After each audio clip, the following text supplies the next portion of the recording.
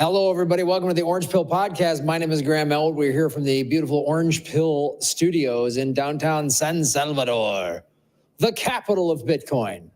Thank you for joining us today, folks. We have an exciting show. We're going to talk about numerous things. I'm going to do some Q&A. Max and Stacy are busy. They're traveling. They're doing some stuff, but they wanted me to keep the show going. And that is what we are doing because there's always news to be talking about. We're going to talk about we're going to go through what the prices were at the last 4 halvings and give an idea of maybe what's going to happen. The halving is in about 27 days, the Bitcoin halving.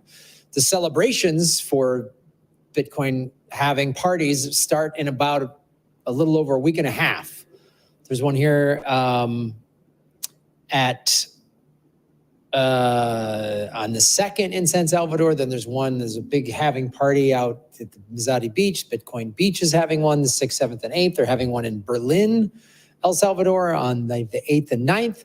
I know there's Bitcoin halving parties all over the world. There's one in Santorini, Greece, which is, I think, in a week and a half or so. But the actual halving will probably be around the 20th of April.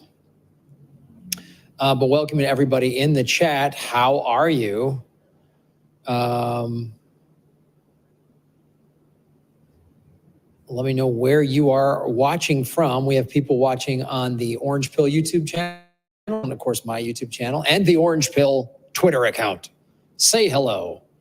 Sound off. Let me know where you're at. Let me know where you are at.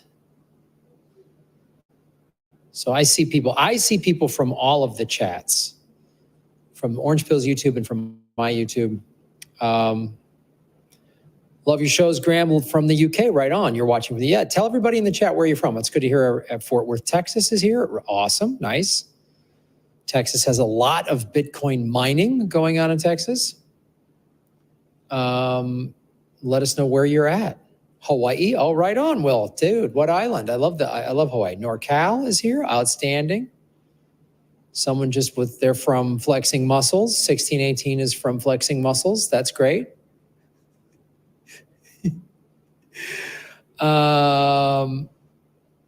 Hey, Graham, it's Jerry from the streets of El Tunco. What's up, Jerry? Good to have you, my friend. El Tunco. That's where I live. El Tunco's great. El Paso, Texas in the house. Good to have you.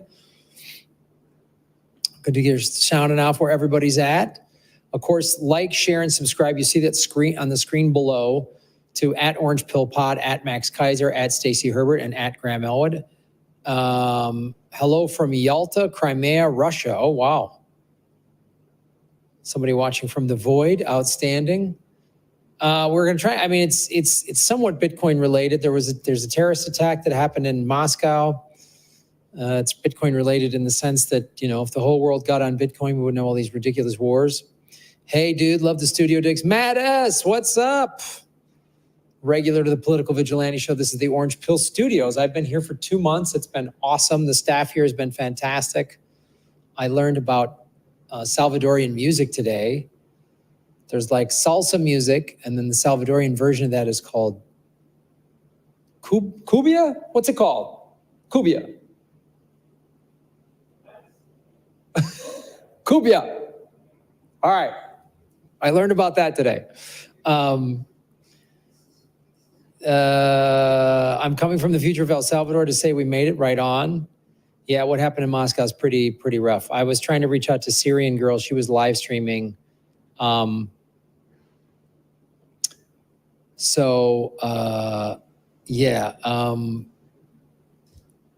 see. I'm talking to her right now.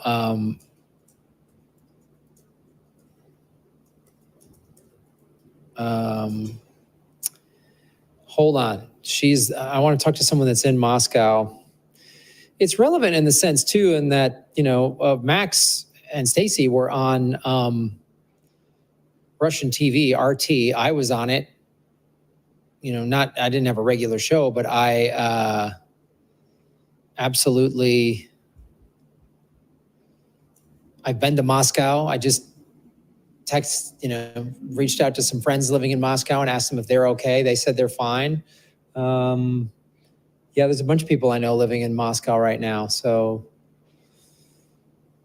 there's a comedian I know there. I'm going to reach out to him. So, it's pretty gnarly, man. And this is why I like Bitcoin. We can just get out of this war nonsense, Get out of this war nonsense.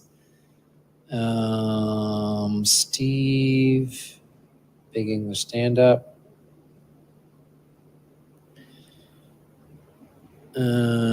See how he's doing.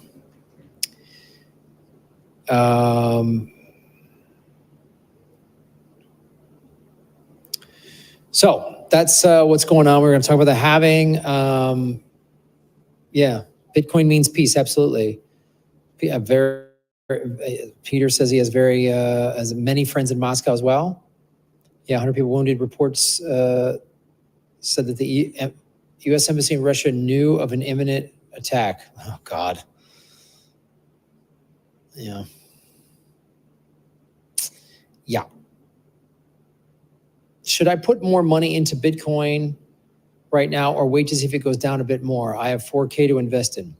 That's a great question. I think, and everybody, Holly Horn, our moderator, is here. Everybody's financial situation is different. But for me, with Bitcoin, it's all about buying Bitcoin and holding it. So it's gone down a little bit. It's at 63,000. It's going to go back up. We've talked about this, recently.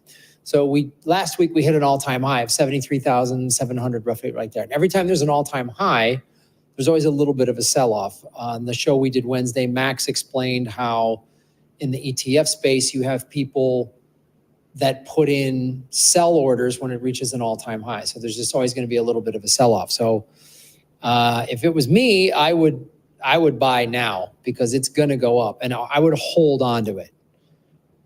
I mean, if you want to take some profits, okay, but I mean, hold on. Buying it at 63 when Bitcoin's at 100,000 a coin, 200,000 a coin, 300,000 a coin. Is it going to matter if you bought it at 63 or 68? No. It's buy and hold. Do I think XRP? I don't follow those shit coins anymore at all. I don't know what XRP is doing. I wouldn't buy any. If you're going to buy anything, just buy Bitcoin. That's,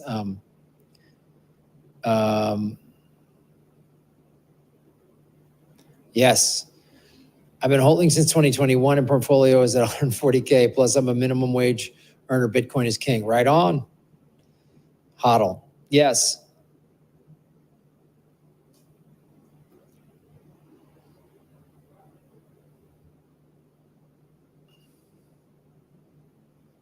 Remember, there's only ever going to be 21 million Bitcoin ever mined. There's already 21 million out there in circulation, and probably somewhere, who knows for certain, but there's probably they estimate close to 1 million Bitcoin have been just lost or destroyed. That'll never be there. So you already have a limited supply, and the halving is coming.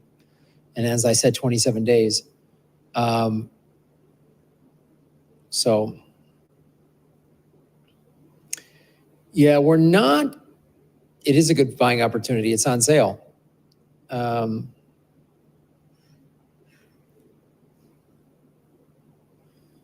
Yeah, the super chats are back. I love these live streams, man. HODL forever, right on. Let me go back and check to see if Syrian Girl is possibly coming on. I don't know what time is in Moscow. It might be pretty late there, actually. The time in Moscow it's a little after midnight. So it's getting late there. I believe 2 million are lost forever. Yeah, I don't know how they can tell that number, but we have over 223 people watching on all of the platforms. Like, share, subscribe, put a positive comment in the chat.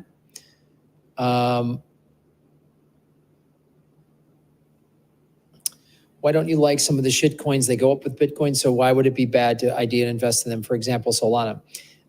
Because they're not decentralized. This is the difference. If a coin has a CEO, it's not decentralized. So if you want to invest in those, go for it. But just know you're not, it's not the same as Bitcoin. They're like securities. It's like buying stocks. So if you want to play in the stock market, you can play in the altcoin market if you want. But I wouldn't. It's not me. I'm not going to. I used to, I used to own some of the shit coins, so yeah. Yeah, they're securities. The altcoins are securities like stocks. Bitcoin is a commodity like gold, meaning there's a finite supply of it. And the price of Bitcoin can be manipulated in that, somebody can buy a bunch or sell a bunch or whatever, but the Bitcoin itself can't be manipulated. A Bitcoin whale can manipulate the price if they sell off a bunch or they buy a bunch or something like that. But you look at a lot of these altcoins, they were all pump and dump scams. They released the coin and they had one pump. And that's when the owners sold off the coins or whatever. Bitcoin has had pullbacks, but it has kept going up and up and up. So that's the thing you got to understand. If you want to play in the altcoin, the shitcoin space, go for it. But it's not the same thing as Bitcoin. Just got to understand that.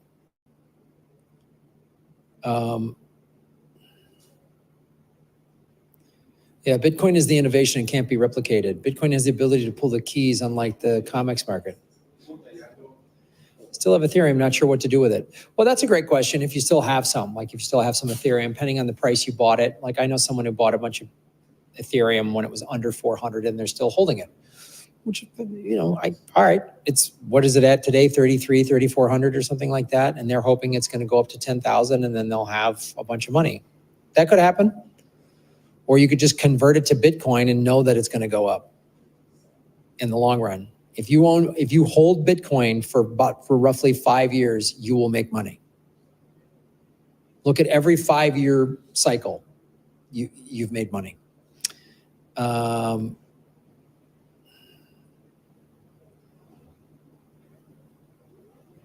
do I have a double standard on El Salvador and Cuba? I don't have a double standard. I don't understand that.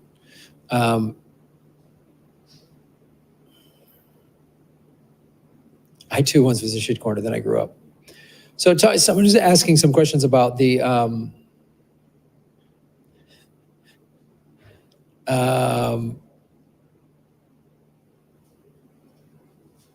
am a shitcoiner for one project. I actually believe in an allocation of less than 1%. I'm an investor. Yeah, it's like a security. Bukele is treated like a darling, yet Cuba's made out to be evil. I don't know who, from where. The United States has smeared Bukele, and they smear Cuba. Like the United States media has completely unfairly treated Bukele. So I don't know who's they or who you're talking about. So you need to clarify that. The United States has printed all this crazy stuff about El Salvador and Bukele. It's not accurate. But let's talk about the Bitcoin halving. Let's talk about the pricing. A lot of people are asking, like, what is the price going to be, right, when we have the halving? So let's go here. First of all,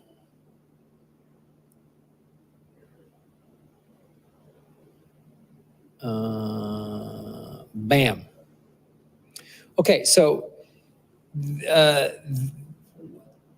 this is interesting. This is the halving of 2012. Bitcoin price was at $12. That's this price right here, right? Okay, so this is the point that we're making, is why it just keeps going up and up. Okay, so where was it? Yeah.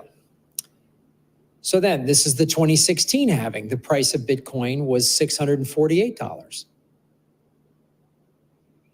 And look between these two. It had some ups and downs. Like it had an all-time high of 1,000 and then came back down before the halving. Okay. Same thing here between 2016 and the next halving of 2020. Right in here, this peak right here, this was the all-time high of 20,000. okay? Then it came way down. Then it really crashed. So the next halving in 2020 was in May, right? May 11th. So if you remember, this is 4 years ago now, March 15th-ish or whenever, that's when the whole world got shut down because of COVID. And that's when the Bitcoin price crashed to 3,900. So it was at 8,500 at the halving. So let's talk about this last 4 years, right? So it went from 8,500 in May of 2020, right? By April of 2021, a year later, it hit an all-time high of 69,000. So it went from 8,500 to 69,000 in 12 months, right? So this is right in here, the all-time high. Then it came down. Then it's right. Now we've already had a new all-time high. So look, before every halving, there was an all-time high and then a correction, a pullback. All-time high, right here, all-time high, all-time high, all-time high, all-time high. So roughly 27 days, April 20th, roughly, as we get closer and how the blocks are having and all that hash rate stuff, then we'll know. But around April 20th, so a little less than a month, 3 weeks or so, the halving is going to happen. What will the price be at? Today, it's at a, we're talking about a 15% pullback in the last week, right? If we look at the price, look at the price right now. Let me bring the price up. So in 3 weeks, will it be at another all-time high? So the price right now is about 63,100, roughly in there, okay? So it's come down significantly in the last week. Yeah, it's pulled back $10,000 in the last week, right? An all-time high of 73,800. That happened about a week and a half, 2 weeks ago. And now we're at 63,100 roughly.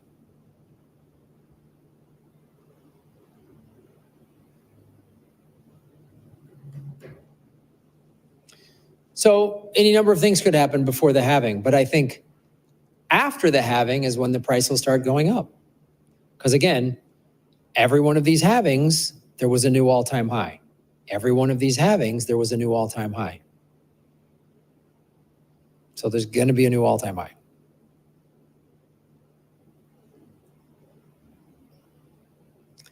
I think that is safe to say.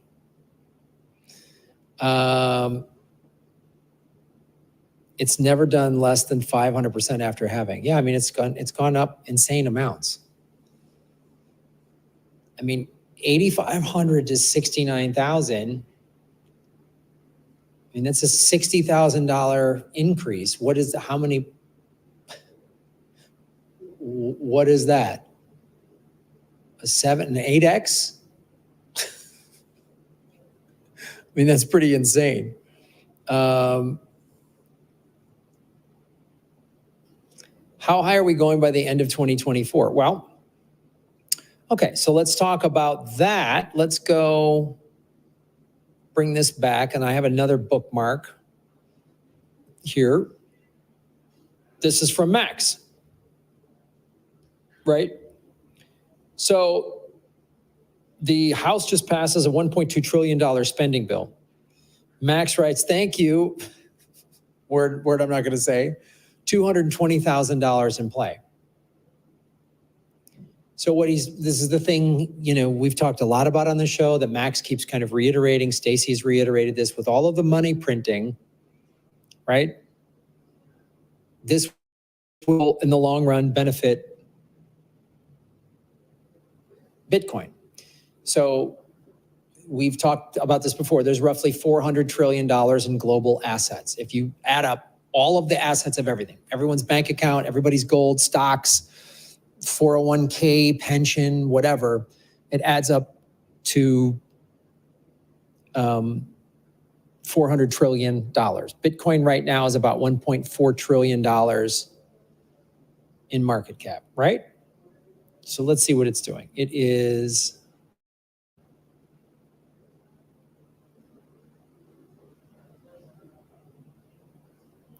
today it's at 1.2 trillion, right? A week and a half, 2 weeks ago, when it was at the all-time high, it was about 1.4 trillion. So we'll call it 1.2 trillion right now. So if Bitcoin gets to, and as the dollar gets worse and people pull their money out of the dollar, which is like bonds and stuff like that, and commercial real estate is collapsing, we've talked about. The residential real estate market is artificially inflated thanks to people like BlackRock. So as people get scared and pull their money out of other assets and put it into Bitcoin, so gold is $14 trillion. There's $14 trillion of all the total assets in the world are in gold. What if people start pulling their money out of gold and putting it into Bitcoin, right? You're talking about, we go from 1.2 trillion to 14, that's a 14x, right? That puts us at 700,000. So even if we go to,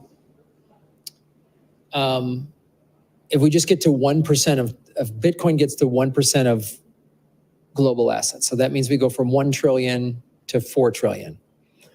So that's a 4x. We go 63,000 times 4 is roughly $220,000. That's how Max gets this number. So it's not outlandish. It's not outlandish. And the ETF helped push this latest all-time high. But then, it got to its all-time high. And as Max was explaining last episode on Wednesday, then people pull out when it hits an all-time high, which is, that's what's the dumb money.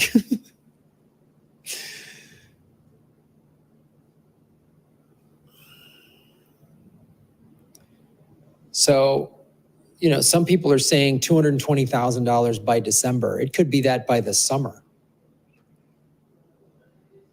Because if you look at the last cycle of the last halving, we went from 8,500 to, in May, it was 20,000. It broke the previous all-time high, I think, in September, October, something like that, of 2020. So I don't think 220 is like an outlier. I don't think it's that far away. Considering a month ago we were at 50,000. A year ago, 14 months ago, January of 2023, we were at 19,000. It's already done a 3x in a year. So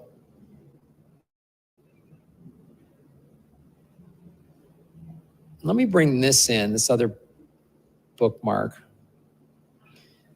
So people talk about, what if the government shuts the internet down? So Bitcoin Magazine put this out. They put into Google, can Bitcoin be stopped? So they're asking Google, which is an AI. This is what Google said. To even have a chance to stop Bitcoin, every government in the world would have to successfully coordinate simultaneously to shut down the entire internet everywhere and then keep it off forever. Even in that improbable scenario, the Bitcoin network can be communicated over radio signals and mesh networks. So even Google knows how strong it is. Type this into your search engine, can Bitcoin be stopped? And see what you find.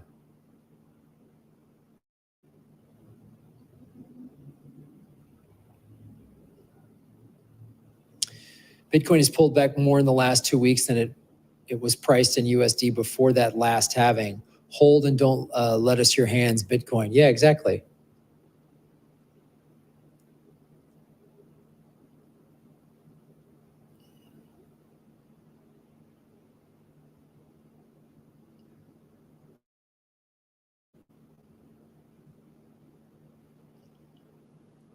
Matt S. Boom, Matt. Shave your knuckles for justice and buy Bitcoin. I would like to throw in there that conservatives in America like what El Salvador and Argentina are doing. Okay, that's a valid point. So first of all, you got to do, first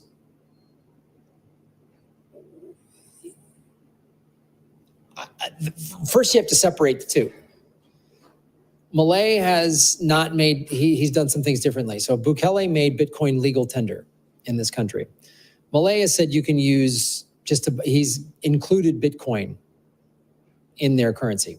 Milei is also pro-Israel, which that's not a good thing. Bukele was critical of the Hamas attack on October 7th, but he's of Palestinian origin, so he's not taking any money that I know of from Israel. So those are two different things. Just to separate how those countries are roughly doing. The locking up of the criminals, a lot of conservatives like what they're doing that. Now, I'm obviously not a conservative, but to make this point very, very clear, what the gangs were doing here in El Salvador was awful. And people say, oh, they're just locking up guys for having tattoos. Well, to earn a tattoo in the MS-13 or the MS-18 gang, I believe was the other one, you had to commit rape or murder to earn a tattoo. So those are the things you had to do to earn those tattoos. So they're not just like arresting somebody who's just got like a rose on their arm or something like that. When you have gang tattoos, they know the only way you got those tattoos was committing horrible acts of violence. So that's what they're doing.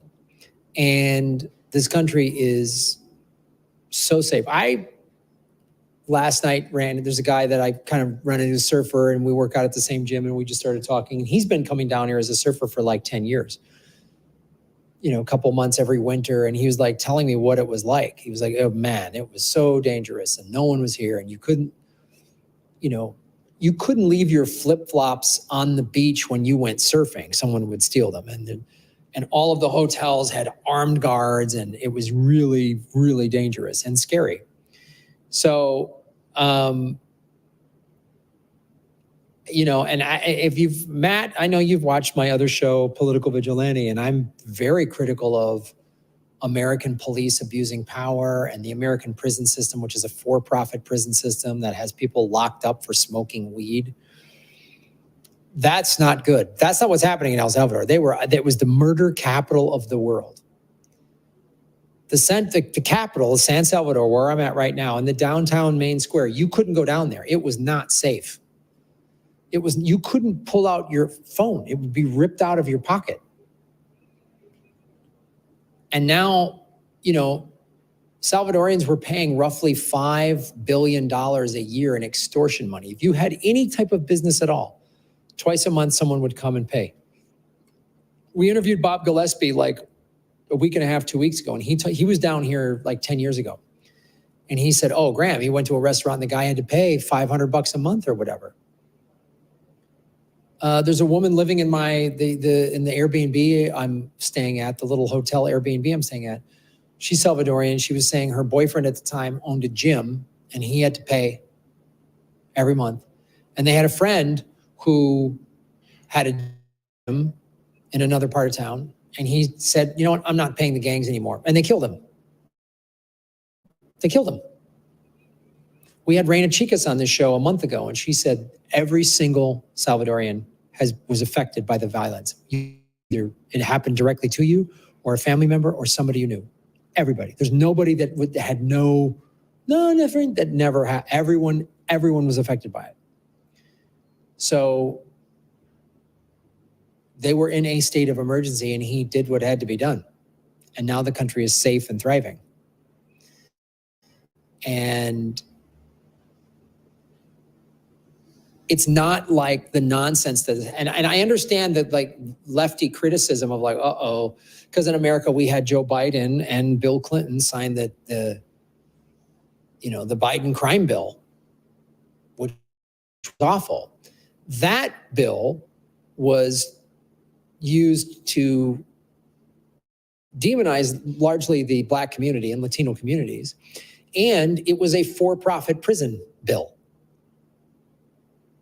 That's not what's happening. That's not what. And they made violence seem worse than it, not that there wasn't gang violence in America, and there still is, but they made it seem like, oh, this is look at America. So we keep saying when we pass these tough on crime bills or whatever, and that's just to keep Americans scared. We're not really fixing the problem. I mean, Los Angeles, I've talked about this before, the Los Angeles Police Department gets 54% of the city's operating budget, $3.1 billion a year, and LA has a horrible crime problem. So if you're spending that much money a year, there should be no crime. But they're not getting at the root of it. They just want to keep throwing money at it. And it's good for business. It's like the war machine. I've always said this before, that the foreign policy of the United States that is fueled by the defense industry, we do a similar model in our cities. We spend all this money on military-grade equipment for our police departments, vehicles, overtime, whatever. But we're just throwing money at the problem so these companies can profit. We're not actually fixing the problem. What Bukele did was fix the problem. These were violent, awful criminals that were terrorizing, killing, raping people, and no one was safe. And now he's changed everything. But a great question, Matt. I appreciate you putting that in there. Hold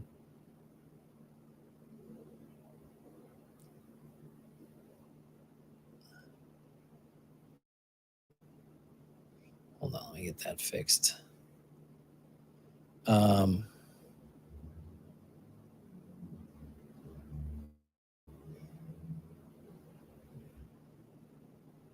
Satoshi. I think trying to figure out who Satoshi is like, whatever.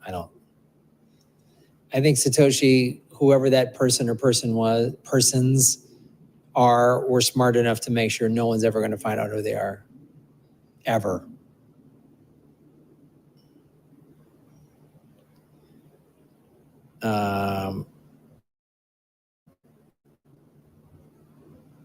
All right.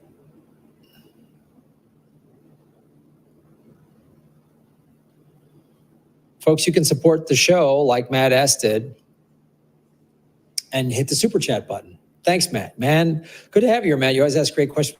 We have 460 people watching. Look at that. Ba-boom. Ba-boom, boom, pow.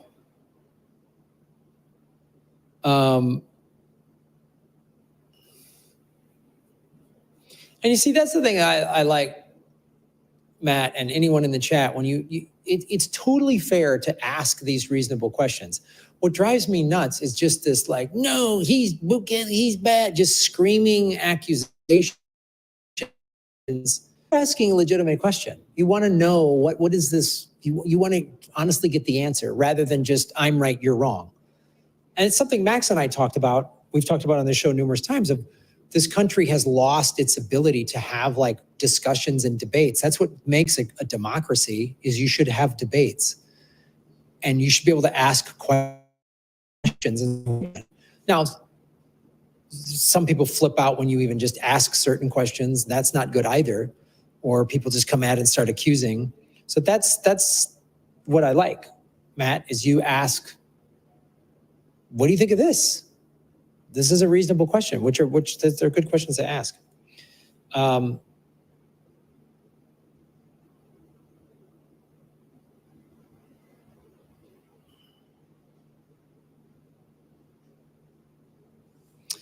So speaking of money getting wasted, and the other thing too, American media and American politicians criticizing Bukele is like preposterous. Communists have no sense of humor. They're the worst at parties.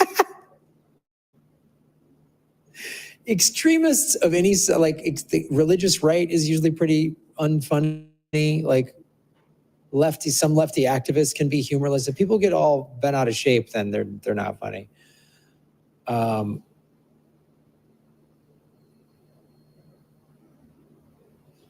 When will Max Kaiser debate Peter Schiff again? I don't think Schiff wants to get crushed again. Schiff is wrong. He knows he's wrong about Bitcoin, and he just can't admit it. He's too like immature to go, I don't know what I'm. So So he's going to never admit it. So that's what I think is happening with Peter Schiff. He just is like, I'm wrong and I can't admit it. But let's talk about this one. All right. So the House just passed a bill that cements genocide as official U.S. policy. The legislation gives Israel $3.8 billion in weapons sanctions. UNRWA, which is the United Nations, as Palestinians starve, and defunds a UN investigation in Israel's violations of international law. All but 22 Democrats voted for it. Okay, this is it. This is part of the $1.2 trillion in government spending until September 30th, right? 101 Republicans voted for it. 112 Republicans said no. 185 Democrats voted yes, and 22 Democrats, only 22 Democrats voted no. Which means more Democrats voted for this than Republicans. And what I put was Dems like genocide a little more than Republicans. Now that's progress. Remember when the Republican Party during George Bush 20 years ago was the big war party and the Democrats were supposed to be the anti? This is the scam of the two-party system in America. This is why I believe in Bitcoin. This is why I'm in El Salvador. Because both of these parties, I mean, look, 286 people voted yes, 134 voted no. And my guess is a lot of the people voting no, it was performative. I mean, maybe they voted honestly, but both parties support war, as this bill. Both parties, we know both parties get money from AIPAC. The Democrats clearly get more money from AIPAC, but the Republicans get money from AIPAC as well. AIPAC and the NRA are like mirror opposites, right? So the NRA gives more money to Republicans, but there's still Democrats that take NRA money, which is why we still have mass shootings and all America gets is thoughts and prayers. And then AIPAC gives the majority of its money to Democrats, but still to Republicans, as is the voting, this voting indicates. So while there's tent cities in every major American metropolitan area, metropolis, right? Every major city in America has homeless encampments, every single one.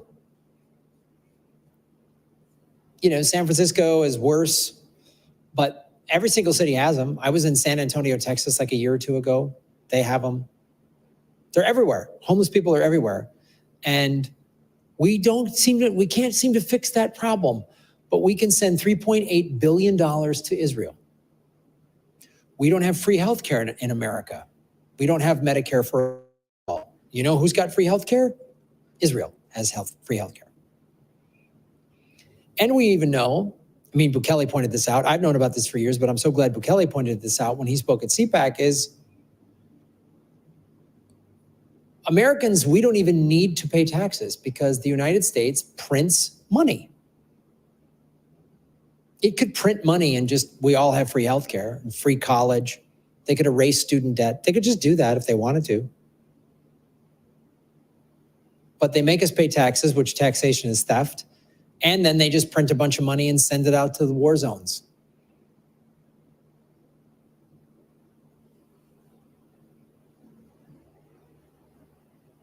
Unreal, man. Unreal.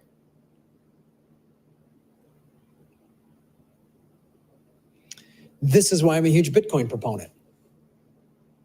Because Bitcoin takes the power away from the central bank. So the central banks work with the central governments, and the central banks are a part of the war machine. They fund the war. One of the big things that banks love about war is the debt. All sides in a war have to keep spending to keep the war going, which is debt. Banks love debt. They love it when countries are in debt. They love it when you're in debt, when I'm in debt. You know, I just paid off my credit cards. Ha ha, suck it. Just paid off credit cards and bought Bitcoin. Suck it. Suck it, central banks. So that's what they want. And wars are great because it's endless spending. Both sides in a war just have to keep spending, have to keep spending, have to keep spending. That's why America doesn't want a ceasefire, because a ceasefire is bad for business. There's not a lot of profit in peace, so we have to keep the war going. And there was just some type of terrorist attack in Moscow at a concert or something like that. I don't know the details of it, but I follow some people who live in Moscow, and I have friends that live in Moscow. And apparently, the last I heard, there was 40 people killed. There might be more than that. A bunch of people were injured, but there was some type of terrorist attack. One person's maybe been arrested, but I don't know.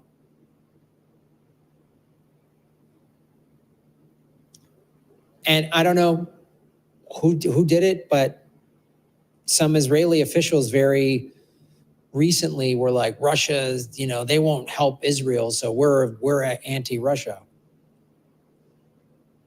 I don't know what happened. I will say this, in my personal opinion, I wouldn't put it past the United States to be behind it in some way, or the CIA or Israel. I wouldn't put it past them. I don't think Putin is some saint, but I also don't, Putin has never killed or blown up his own people. I don't think he would do that at all. America would. We do this kind of crap all the time. Somebody talked about 1984, changed my life in view of wars. Yeah. And when you start to look at, again, this is why I'm a Bitcoiner. I say on my other show, follow the money, connect the dots, get the truth, right? Which in Bitcoin, we say don't trust, verify. So anyone who thinks in America, well, their party is better than the other party, look at that. I just showed you. Both parties, anytime you hear bipartisan support, both parties voted for that bill. A few more Republicans voted against it than Democrats, but both parties overall voted for it. A majority of Republicans and a majority of Democrats voted for that bill.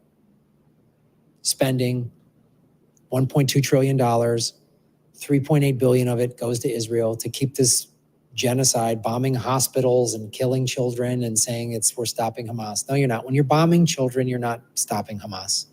When America was bombing innocent people in Iraq and Afghanistan, we weren't stopping terrorists or ISIS or whatever. We were actually helping create more terrorists. I don't have kids of my own, but I have 6 nieces and nephews. And if somebody bombed them, I would join whatever group was going against the people that bombed them. I'll tell you that right now, hands down, no two ways about it.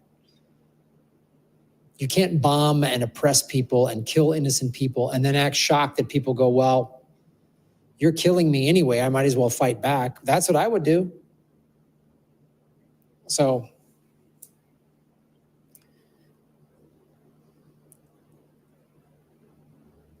I've pointed this out before. We'll do this open secrets. We'll go to this website.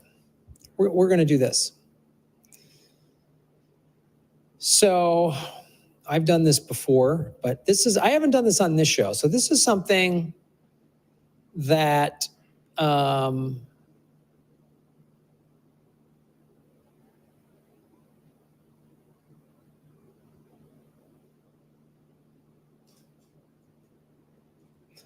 to opensecrets.org.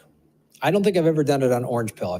This website is very critical. So if you're a Bitcoiner and you're like, don't trust, verify, here's all you need to know about American politics.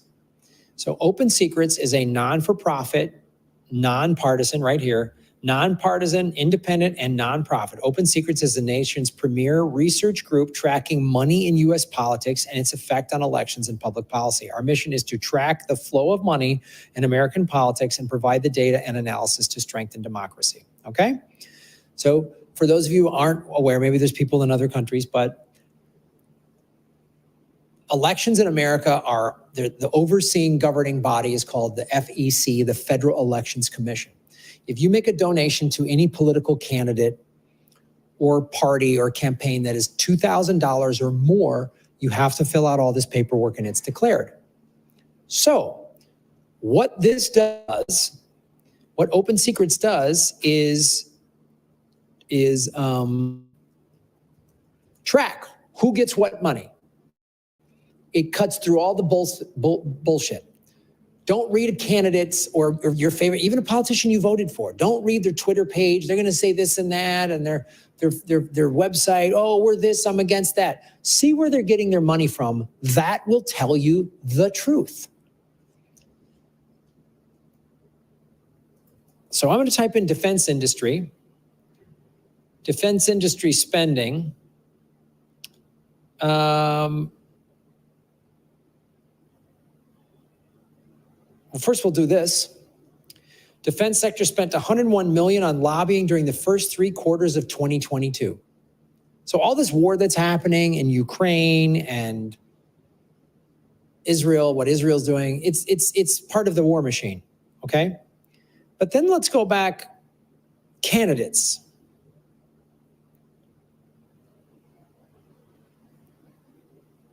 Let's go back to this one. This is my favorite one to do. Okay. Defense sector. So you can just type in, right, who spent what? Top contributors in 2022, or excuse me, in 2023 and 2024. It's right here on the screen, right? You see it? Lockheed Martin, right? 1.9 million, 800,000 to Dems, 1 million to Republicans. Almost even split. Northrop Grumman, 1.2 million, 600-some thousand to the Democrats, 600-some thousand to the Republicans. Right down the middle. Right down the middle. Okay? General Atomics, 1.2 million. 207,000. They went a little more red. They went a little more heavy on the red. 300-some thousand, almost 300,000 to the Dems, 800-some thousand to the Republicans. Okay, right? Harris Technologies, 1.2 million. 450,000 to the Democrats, 750,000 to the Republicans. Okay, pretty fair. RTX Group, $1 million. Almost even. 5-something to the Republicans, almost a little under 500 to the Democrats. Look at this. See this?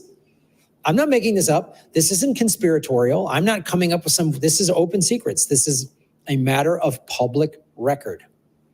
Okay? Contribution trends. Look at this. Annual lobbying totals since 1998. Look at all this.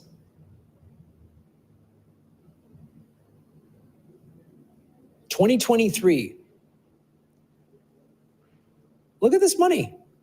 $65 million in miscellaneous defense. $56 million in aerospace. $14 million in electronics. Party split. It looks like they give a little bit more to the Republicans, but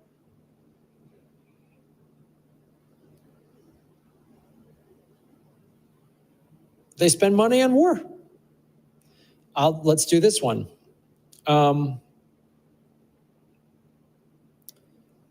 Let's do 2020 contributions to here, 2020, total contributions, right? Okay, that's 2020. That's the last election year. Let's go recipients. Oh, this is my favorite. The last presidential election, okay? So we're gonna have Trump versus Biden again. The lesser of two creepy old rapists. Joe Biden, so the defense industry paid a total of about $49 million to all candidates running for office in 2020. So as president, so all the people in the Democratic primary, Trump, everybody running for Congress and the Senate. Look at this. This is my favorite one. Top 20 recipients. Joe Biden, number one, $3.3 million. Donald Trump, 2.9 million. Look at those numbers. there is $400,000 that separates them. Bernie Sanders, 902,000. Those were the top three guys. It came down to Bernie and Joe Biden in the Democratic primary, and Trump was the incumbent. They spent almost equally on Biden and Trump. So anybody that thinks, oh, if Trump gets in, he's going to be peaceful. No. He's going to keep the war machine going. That's what Trump did. Everyone's like, he didn't start any new wars, but he kept the 7 countries that he inherited from Obama. So Obama took us from 2 wars to 7, right? Bush got us into an illegal war. Obama dropped more bombs than Bush, even though he did the theatrics of pulling the troops out, which I'm glad he got U.S. service members out of harm's way. But he was bombing. He dropped more bombs than Bush. Trump dropped more bombs than Obama. And now Biden is dropping more bombs than Trump. Why? Because they're paid to. This is why I am a Bitcoiner. This is why I'm outside of the central banks. Look at this, Bernie Sanders, Kate Granger, David Perdue. Look at them, everyone in the Senate, they got a lot of money.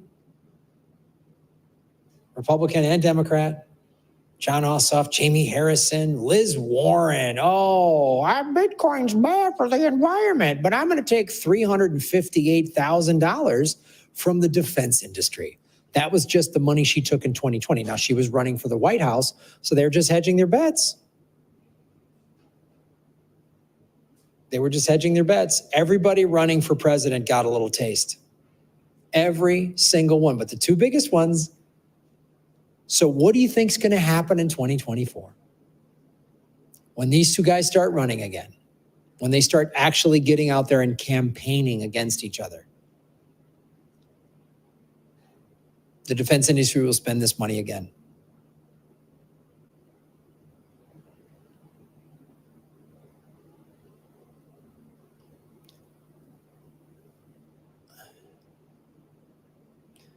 Country was better under Trump. Yeah, see, let go of that. Let go of that.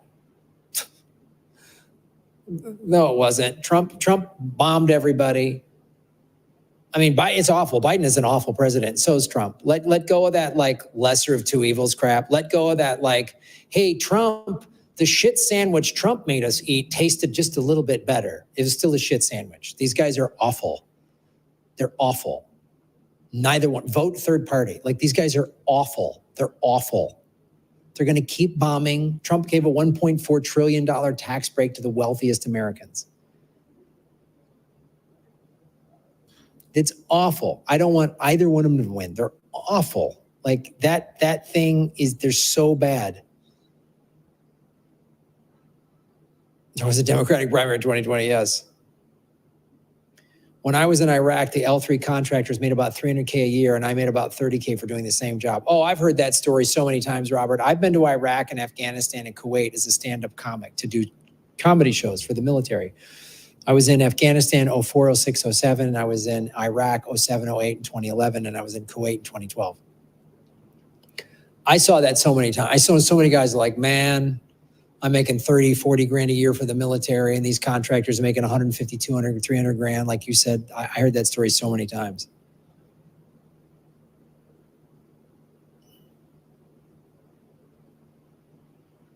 Follow Money Deep Throat.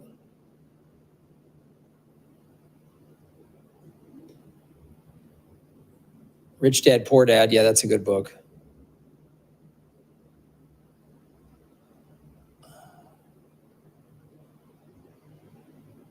Stay humble, yeah.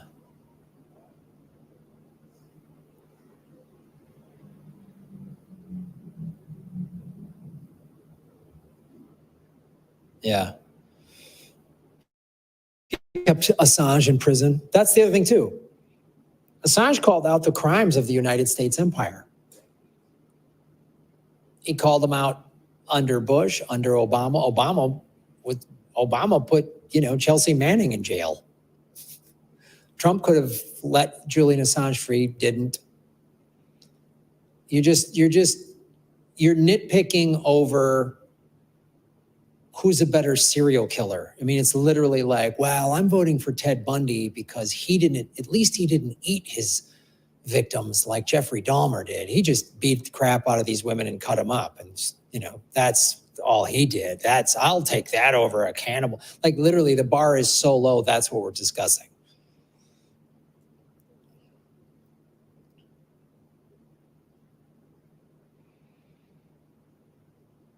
Hit the like button, ladies and gentlemen.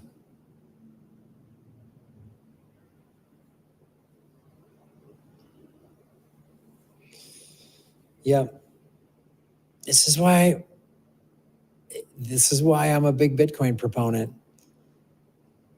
America, they can't, and Liz Warren flat out said this, they can't sanction countries with Bitcoin takes away their ability to sanction countries.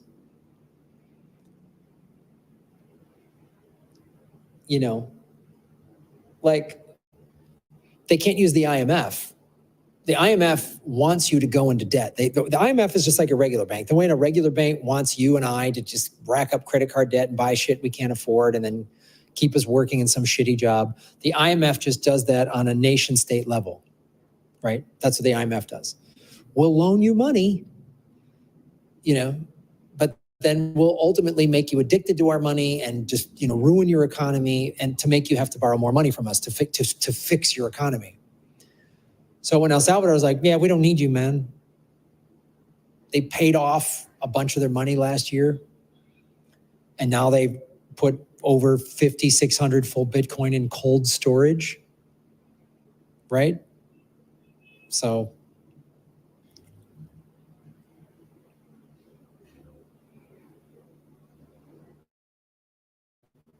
I buy 1,000 pounds of Bitcoin every time you stream right on.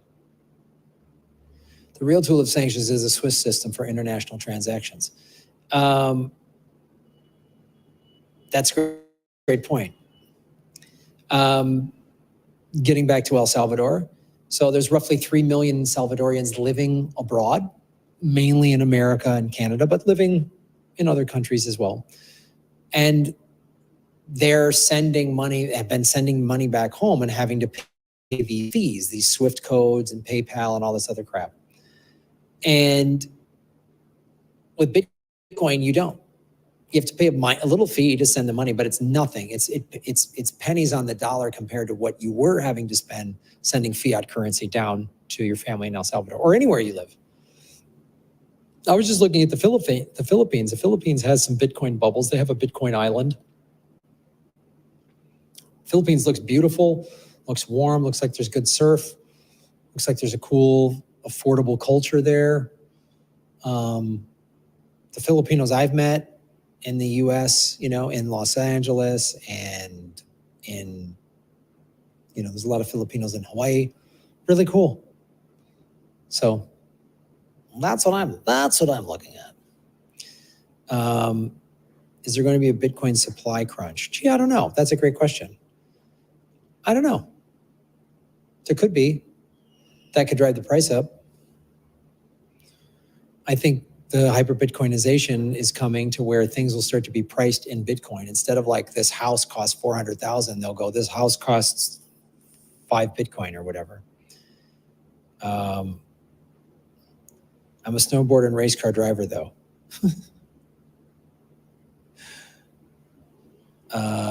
Gas prices will overcome the U.S. war political machine. When this happens, a chance to reform the nation states agreement in favor of Bitcoin. Yeah, that's a great point. That's the thing. As these crises get worse, people just might go, ooh, Bitcoin to the rescue. The United States government actually owns a lot of Bitcoin that it seized. So if the United States government wanted to do it, they could just go, yeah, we're switching to Bitcoin. The US government could do stuff because taxes are theft anyway. Bitcoin, the US government could go, okay, you owe, let's say $2,000 in taxes, but it's only $500 if you pay us in Bitcoin.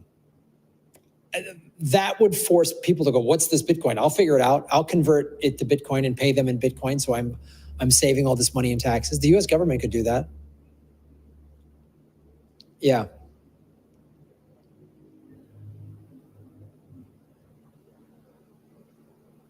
So, all right, guys, I think that's pretty much our show. So next week we're off. It's a big, the whole holiday going into Easter is a big thing here. So the studio's closed, the whole week is off.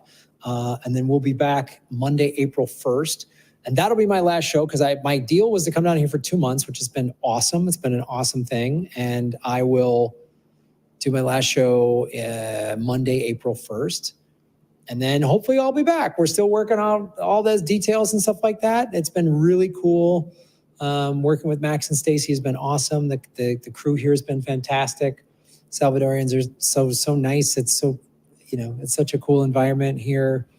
And I've met so many amazing people, both just locals and Bitcoiners and just other people traveling who don't know much about Bitcoin that I'm like, yeah, I'm a Bitcoiner. You should learn more about it.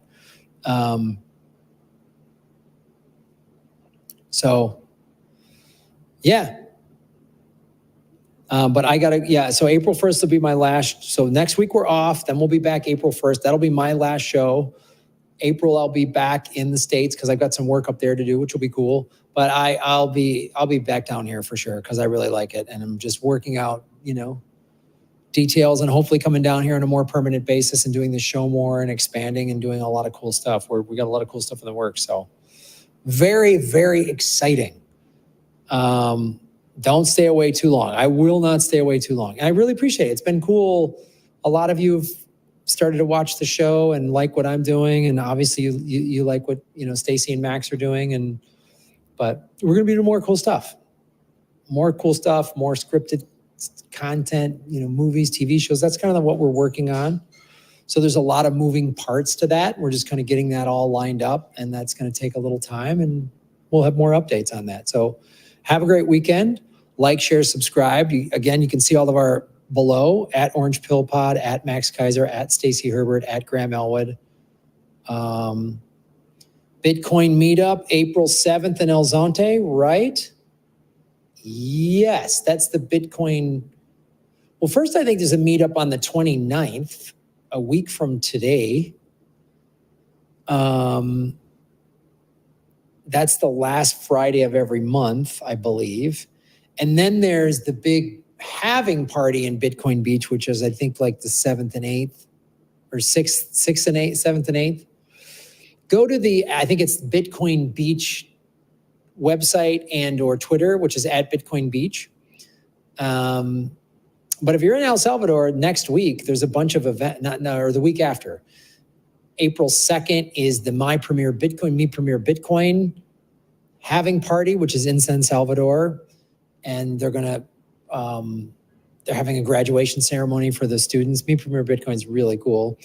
And then there's the 3rd, 4th, and 5th, I think, out in Mazati Beach. There's a big halving party out there at this really cool resort, which is awesome. You can go to that. And then the Bitcoin Beach halving party is that weekend of like the 6th and 7th, I believe. And then out in Berlin, the eastern part of the country, they're having their halving party on the 8th and 9th, I think. So there's a lot of really cool stuff. Come find me in El Salvador. I like your show. No, don't leave. Don't worry. I'll be back. Well, have a great, if you celebrate Easter, enjoy that, or have a great weekend. Next week will be off. I will see you all April 1st, Monday, April 1st. So have a great weekend. Muchas gracias. Buen fin de semana. Have a great weekend. Bye-bye, everybody. Stack sats.